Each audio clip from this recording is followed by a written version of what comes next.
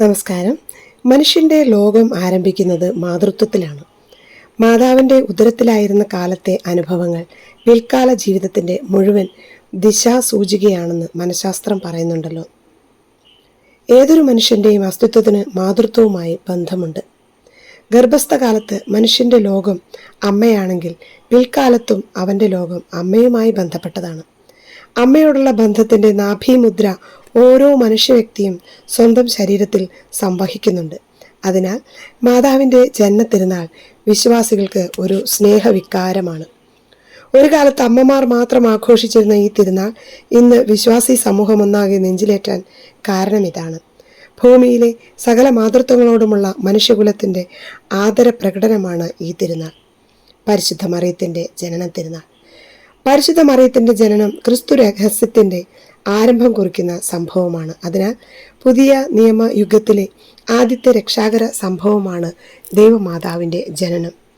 മറ്റെല്ലാ തിരുനാളുകൾക്കും കാരണമായ തിരുനാളാണിത്. ഞങ്ങളുടെ സന്തോഷത്തിൻ്റെ കാരണമേ എന്ന് നാം പരിശുദ്ധ അമ്മയെ വാഴ്ത്തുന്നത് നമ്മുടെ രക്ഷ സാധ്യമായത് അമ്മയുടെ സഹകരണം വഴിയാണ് എന്നതിനാലാണ്. ക്രിസ്തുനാഥന്റെ വംശാവലി അവതരിപ്പിച്ചുകൊണ്ടാണ് മത്തായി സുവിശേഷകൻ പുതിയ നിയമത്തിന്റെ ഭൂമിക തീർക്കുന്നത്. ഈശോയുടെ വംശാവലി സത്യമായും മറിയത്തിന്റെ വംശാവലി കൂടിയാണ്. യഹൂദ പാരമ്പര്യപ്രകാരം സ്ത്രീയുടെ വംശാവലി ഭർത്താവിന്റെ വംശാവലിയായി അവതരിപ്പിക്കണം എന്ന കീഴ്വഴക്കം കൊണ്ടാകാം മത്തായി സുവിശേഷകൻ മറിയത്തിന്റെ വംശാവലി എടുത്തു പറയാൻ മടിക്കുന്നത്. അല്ലെങ്കിലും അമ്മമാർ സ്വന്തം വീടും വീട്ടുപേരും മറന്ന് ഭർത്താവിന്റെ നിഴലായി അറിയപ്പെടുന്നവരല്ലേ. 21-ാം നൂറ്റാണ്ടിലെ പരിഷ്കൃത കേരളത്തിലും അമ്മമാർക്ക് സ്വന്തമായ പേരോ വീട്ടുപേരോ ഇല്ലെങ്കിൽ 1-ാം നൂറ്റാണ്ടിലെ പുരുഷാധിപത്യ ചിന്ത കുറ്റകരമാകില്ല. കന്യാസുതനായ ക്രിസ്തുവിന് മാനുഷികമായ ഒരു വംശാവലി ഉണ്ടാകണമെങ്കിൽ അത് മറിയത്തിന്റെ വംശാവലി ആയിരിക്കണമെന്നല്ലോ. മത്തായിയുടെ സുവിശേഷത്തിലെ വംശാവലി വിശ്വാസത്തിന്റെ പിതാവായ അബ്രാഹത്തിൽ ആരംഭിച്ച് വിശ്വാസത്തിന്റെ മാതാവായ മറിയത്തിൽ അവസാനിക്കുന്നു എന്നതാണ് ശ്രദ്ധേയമായ വസ്തുത. ദൈവത്തിന് ഒന്നും അസാധ്യമായിട്ടില്ല എന്ന് അരുളപ്പാട് കേട്ടവരാണ് അബ്രാഹവും മറിയവും. രണ്ടുപേരും തങ്ങളുടെ പ്രിയപുത്രനെ ബലിയർപ്പിക്കാൻ മല കയറിയവരാണ്. ജീവിതത്തിൽ സർവ്വതും പ്രതികൂലമായപ്പോഴും വിശ്വാസത്തിൽ ഇടറാതെ നിന്നവരാണ് അവർ ഇരുവരും. വിശ്വാസികളുടെ പിതാവിനെയും മാതാവിനെയും അവതരിപ്പിക്കുന്നതിലൂടെ അബ്രാഹത്തിന്റെ പതറാത്ത വിശ്വാസത്തിന്റെ നേരവകാശിനിയായി മറിയത്തെ അവതരിപ്പിക്കാനാണ് സുവിശേഷകൻ ശ്രമിക്കുന്നത്.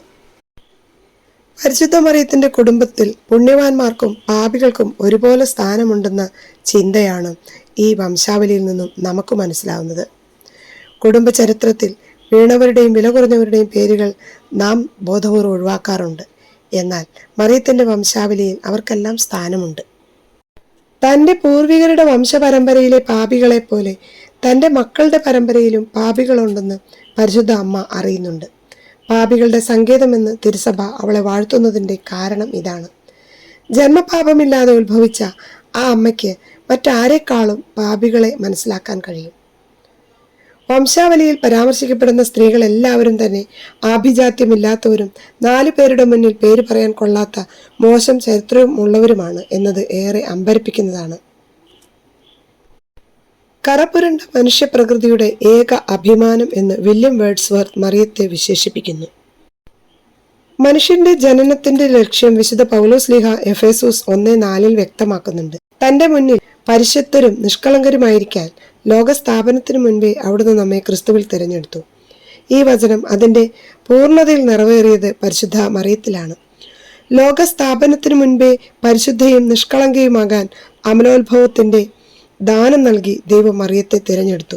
ഡിസംബർ 8 വിശുദ്ധ അന്നായുടെ ഉദരത്തിൽ മറിയം അമലയായി ഉത്ഭവിച്ചതിൻ്റെ 9-ാം മാസമായതിനാലാണ് സെപ്റ്റംബർ 8 മറിയത്തിൻ്റെ ജന്മത്തിരുനാളായി ആഘോഷിക്കുന്നത്.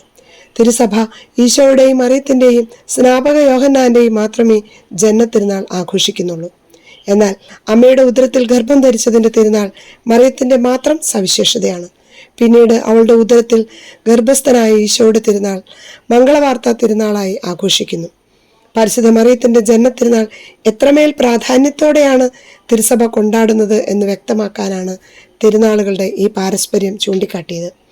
വിശുദ്ധ യോവാക്കിമിന്റെയും അന്നായുടെയും നിരന്തരമായ പ്രാർത്ഥനയ്ക്ക് ദൈവം കൊടുത്ത ഉത്തരമാണ് പരിശുദ്ധ മറിയം.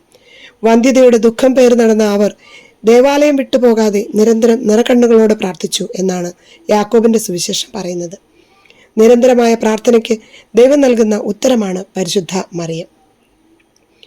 ആരെല്ലാം ദൈവസന്നിധിയിൽ പ്രത്യാശയോടെ നിരന്തരം പ്രാർത്ഥിക്കുന്നുവോ അവരുടെയെല്ലാം ജീവിതത്തിൽ ദൈവം പരിശുദ്ധ മറിയത്തെ സമ്മാനമായി നൽകുന്നു.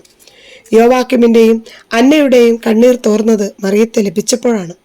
പരിശുദ്ധ അമ്മയെ സ്വന്തമാക്കുന്നവരെല്ലാം സന്തുഷ്ടരാകുന്നു. കാരണം സകല വ്യാകുലങ്ങളും ഏറ്റുവാങ്ങുന്ന വ്യാകുല മാതാവായ അവൾ നമ്മുടെ സന്തോഷത്തിന്റെ കാരണമാണ്. ഉഷകാല നക്ഷത്രമായ മറിയത്തെ നമുക്ക് കാണാം. പരിശുദ്ധ അമ്മയുടെ ജനനത്തെ നീതിസൂര്യനായ ക്രിസ്തുവിന്റെ ജനനത്തിന് വഴിയൊരുക്കുന്ന പുലർക്കാല താരോദയമായാണ് സഭാ പാരമ്പര്യം വാഴ്ത്തുന്നത്. എന്നാൽ പുലർക്കാല നക്ഷത്രം എന്നത് ലൂസിഫറിനെ വിശേഷിപ്പിക്കാൻ ഉപയോഗിക്കുന്ന പദമായിരുന്നു. സൃഷ്ടിക്ക് ശേഷമുള്ള ആദ്യ പാപം നടന്നത് സ്വർഗത്തിൽ ലൂസിഫറിന്റെ നേതൃത്വത്തിലാണ്. മാലാഖമാരുടെ തലവനായിരുന്ന ലൂസിഫർ അഹന്തയോടെ ദൈവത്തോട് മത്സരിച്ച് ദൈവതുല്യനാകാൻ ശ്രമിച്ചപ്പോൾ അത് അവന് വിനാശകരമായി മാറി. ലൂസിഫറിന്റെ ആദ്യ പാപമാണ് ഹൗവ ആവർത്തിച്ചത്. ആദിമാതാപിതാക്കളും ദൈവതുല്യരാകാനാണ് ശ്രമിച്ചത്. എന്നാൽ ദൈവം മനുഷ്യതുല്യനാകാൻ തീരുമാനിച്ചപ്പോൾ എളിമയുടെ നിറകുടമായ മറിയത്തെയാണ് ദൈവം തെരഞ്ഞെടുത്തത്. ദൈവം മനുഷ്യതുല്യനാകാൻ തീരുമാനിച്ചപ്പോൾ എളിമയുടെ നിറകുടമായ മറിയത്തെയാണ് ദൈവം തെരഞ്ഞെടുത്തത്. പാപത്തിന്റെ തുടക്കം അഹന്തയാണെങ്കിൽ മറിയത്തിന്റെ ദാസ്യഭാവം പുണ്യത്തിന്റെ വീണ്ടെടുപ്പിന് തുടക്കമാവുകയാണ്. ലൂസിഫർ എന്ന പ്രഭാത നക്ഷത്രം നാശത്തിന്റെ നാന്ദിയായിരുന്നെങ്കിൽ മറിയം എന്ന പ്രഭാത നക്ഷത്രം രക്ഷയുടെ ദീപസ്തംഭമാണ്. മാലാഖമാരുടെ നേതൃസ്ഥാനം ലൂസിഫറിന് നഷ്ടമായപ്പോൾ മാലാഖമാരുടെ നായികാസ്ഥാനം ദൈവം നൽകിയത് മറിയത്തിനാണ്.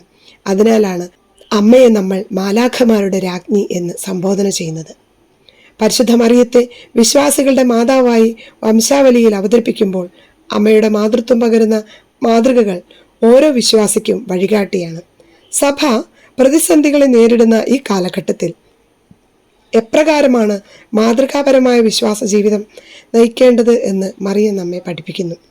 ഒന്നാമതായി മറിയം സന്നിഗ്ധ ഘട്ടങ്ങളിൽ യുക്തിസഹമായി ചോദ്യങ്ങൾ ഉന്നയിച്ച കാര്യഗ്രഹണം നടത്തുന്നവളാണ്. ഞാൻ പുരുഷനെ അറിയുന്നില്ല, അതിനാൽ ഇതെങ്ങനെ സംഭവിക്കും എന്ന ചോദ്യത്തിൽ ഈ മനോഭാവം പ്രകടമാണ്. സഭയുടെ ശത്രുക്കൾ ഉയർത്തുന്ന ആരോപണങ്ങളുടെ നിജസ്ഥിതി മനസ്സിലാക്കാനുള്ള തുറന്ന മനസ്സ് ഈ കാലഘട്ടത്തിലെ വിശ്വാസിക്ക് ആവശ്യമാണ്.